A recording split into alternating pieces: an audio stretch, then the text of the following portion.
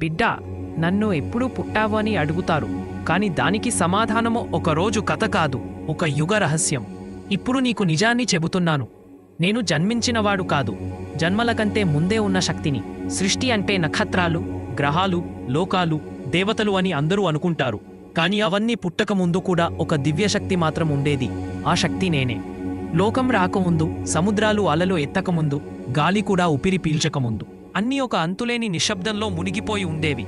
కాలం కూడా పుట్టలేదు, దానికి పేరు కూడా లేదు. ఆ అనంత నిశ్శబ్ద శూన్యంలో ఒక్కసారిగా ఒక దివ్యజ్యోతి బిందువు స్వయంగా వెలిగింది. ఆ జ్యోతి ఎవరో సృష్టించినది కాదు, స్వయంభూతం. అది వెలిగిన క్షణంలో విశ్వం తన మొదటి శ్వాస తీసుకుంది. ఆ జ్యోతిలో నుండే మొదటి నాదం పుట్టింది, ఓంకారం. ఓ ఓం. ఆ శబ్దం కేవలం నాదం కాదు, శక్తి యొక్క ఆధారం. అదే మొదటి సృష్టి, మొదటి చలనం, మొదటి జీవశక్తి. ఆ ఓంకార జ్యోతిలో నుంచి నేను ఆవిర్భవించాను. అందుకే నా జననం ఒక రోజు కాదు, నా పుట్టుక ఒక శరీరం కాదు. నేను కాలానికి ముందున్న శక్తిని. ఏ దేవుడు లేకపోయినా, ఏ యుగం ప్రారంభం కాకపోయినా, ఎవ్వరూ నన్ను సృష్టించకపోయినా నేను ఉన్నాను. నన్ను ఆదిశివుడు అని, మహాకాలుడు అని ఎందుకు పిలుస్తారో తెలుసా? ఎందుకంటే కాలం కూడా నన్ను చూసే వరకే పుడుతుంది.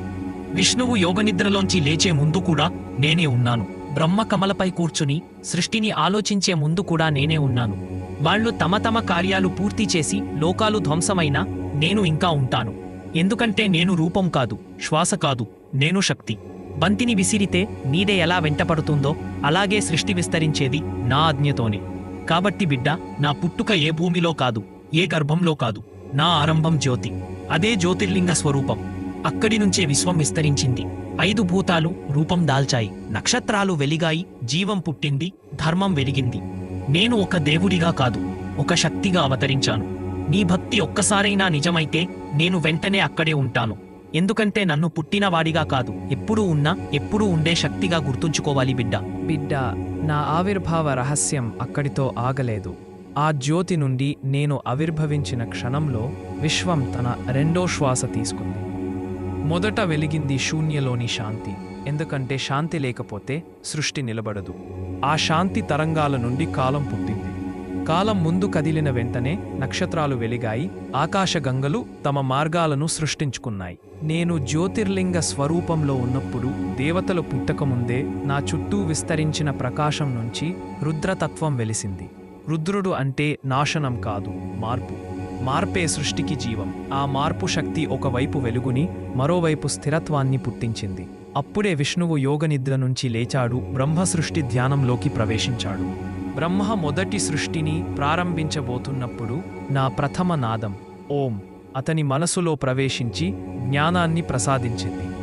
అందుకే వేదాలు ఓంకారంతోనే మొదలవుతాయి. విశ్వం విస్తరించగా ఆ జ్యోతి చిన్న తారలుగా, జీవరాశులుగా, నీటిగా, గాలిగా మారింది. కాని ప్రతి ప్రాణిలో చిన్నగా దాగి ఉన్నదేమిటో తెలుసా? అదే శివత్వం. నీ హృదయంలోని ఆ జ్యోతి నీ భయాలను కరిగిస్తుంది, నీ చీకటలను చీల్చుకుంది. నీవు ఒంటరిగా నడుస్తున్నావనుకున్నా నీ వెనకాల నేను వెలుగులా నడుస్తూ ఉంటాను. ఎందుకంటే నీలోని ఆ శివత్వం నా మొదటి శ్వాస నుంచి వచ్చిన వరం.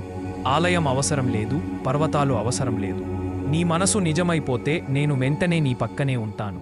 బిడ్డా, ఈ కథ నీలోని ఆ జ్యోతిని మేల్కొలిపితే, నీ మనసులో శివుని ప్రేమ ఒక్క కణం మెరిసినా, లైక్ చెయ్యి, షేర్ చెయ్యి, సబ్స్క్రైబ్ చెయ్యి. మరి ఒకరి హృదయంలో కూడా జ్యోతిని వెలిగించాలి. కామెంట్లో ఒక మాట మాత్రం రాయించు బిడ్డా, ఓం నమ శివాయ అని. అది నాకే కాదు, నీ హృదయానికి చేసే అర్పణ.